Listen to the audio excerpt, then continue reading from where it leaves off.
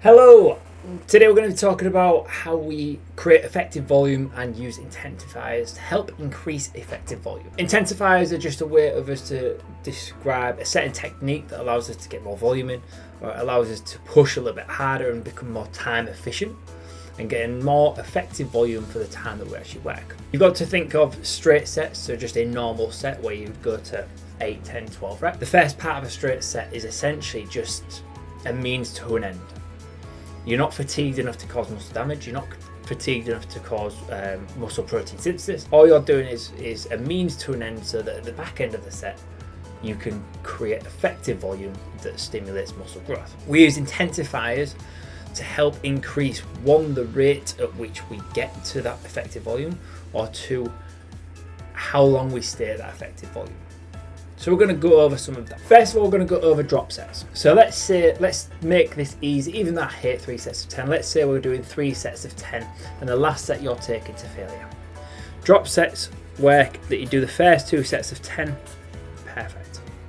The last set you do to failure, and then you'd drop the weight. So you carry on beyond that point and you drop the weight by 20%. So say you've got 12 failure, you drop the weight by 20% and you'd get an extra 3 to 4. Drop sets are really easy, really commonly used, and work increasing effective volume. So what you've got to think of now is that when we've got close to failure on this set, you might have 3 or 4 reps that are effective. They're very close to failure, they're getting very muscle stimulating, they're going to create that mechanical tension for us to build muscle. When you've dropped that by 20%, you're still very close to failure, right? It's just that failure bar's dropped a little bit because we've already failed.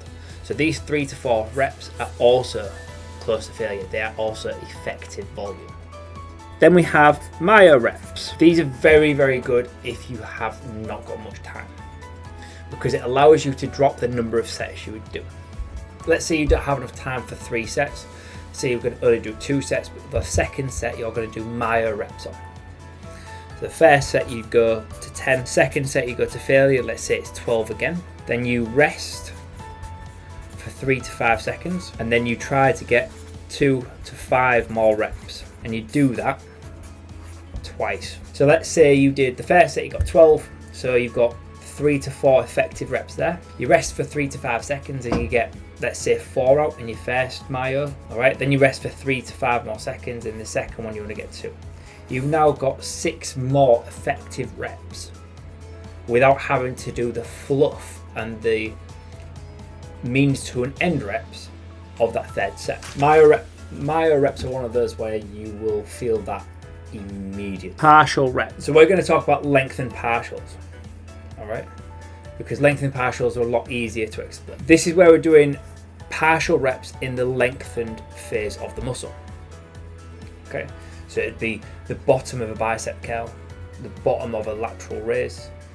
Goes really well with hamstring curls, and it goes really well with anything backwise, because obviously when our back's extended, when we're grabbing the weight, that is the lengthened position of our weight. Basically, you'd go to failure. So you'd go to failure.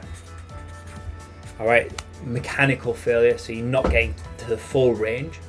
All right, and then we just do reps in a smaller range of motion. Then we go smaller range of motion and in the lengthened phase. So like I said, this would work great on a lat pull down, great on pull-ups, on lateral raises, on hamstring curls, on most hamstring exercises.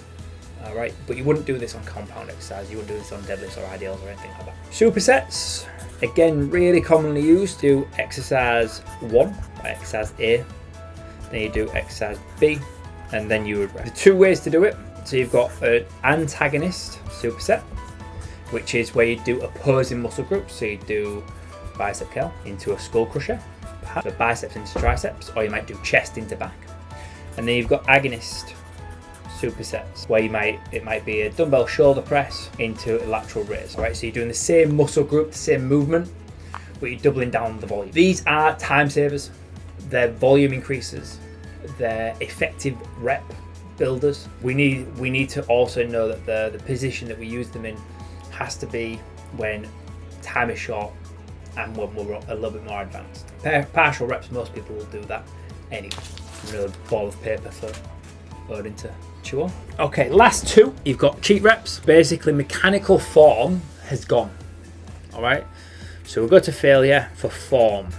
All right, so we have to be really careful of what we can use these on. I typically use these on shrugs because it's a little bit easy when we're going into that shrug movement where we can sort of bring our hips into it. It can work on something like a shoulder press when we're stood up, because you can sort of use your legs to go into that and make it more of a push press. And this is where you would essentially throw the movement up. Bicep curls, it's really commonly used on. I don't like it on bicep curls, but I see it I see most exercises butchered in the gym, to be fair. But bicep curls are commonly used as cheat reps because what they'll do is they'll swing from the shoulder to get that weight up, whereas there's much better ways to get better at biceps than doing that. So you'd fail on form. You don't even have to go to failure on that. It's just we're increasing the amount that muscle is having to work because we're essentially cheating with that rep. And then we've got forced reps. Forced reps are one where we need a friend. So if you don't have a friend, you can't do this, sorry. Where basically, say you're at the bottom of a bicep curl, right? You're at the bottom of a bicep curl and you get here. You just have a friend just spot you a little bit and bring you up to the top of the movement. And then you'd lower it down nice and slow. So we're getting help through the concentric portion of the movement. You can do this like I've just done. You can do it single arm with a bicep curl, and you just bring yourself up. You're giving yourself a little bit, and then you're nice and slow on the way down. So we'll focus on that eccentric, building more tension through that phase, and we're building more effective reps. All in all, the only other one that I've not discussed is rest pause sets, where they're similar to cluster sets. Cluster sets are, say for example, you're doing hip thrusts and you're doing them at 100 kilos and your 10 rep max is 100 kilos. What we'd do is, instead of programming you 10, we'd program you 3 sets of 5 3 times. So you'd do 1 set of 5 at 100 kilos, then you'd have 5 to 10 seconds, then you do the same, and then you'd do the same again. All right, so we're getting 15 reps at 100 kilos with very minimal rest. All right, so increasing the volume, increasing the effective volume, because we're going to be a lot closer to failure a lot more often. And you're also pushing that barrier of 100 kilos. All right, so you would increase the amount of volume that you're doing at a 10 rep max, for example. That also works with Myoreps because you get that slight break and you get more effective reps after the set. What I've done is I've linked in the description my great guide of gains. So if you want more help building more muscle, right, you can hit that. It's currently got my program in there, even though that changes next week when I start dieting. It's absolutely free. All right, it works. It'll give you every tool you need. Like, subscribe, share with your friends, and I will see you on the next one.